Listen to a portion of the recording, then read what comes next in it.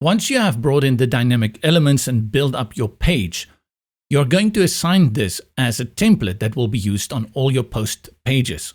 Go to the block settings all the way to the left and select Make it Global.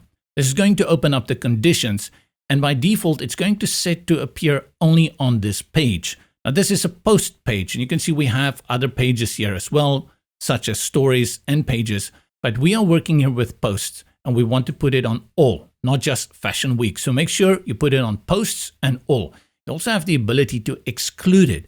If there's a specific post you don't want it to appear on, you can select that here and then select exclude. In this case, we want it to appear on all posts, so delete that and select save. Click outside, update the page, and now you've created that global block that is a template for all your posts. To test this, let's go and create a second one. Go to the CMS dashboard, select add new post or duplicate the previous one and update here a post title, another fashion show, add a featured image, and add a second excerpt here. Let's publish it, save the changes, and edit.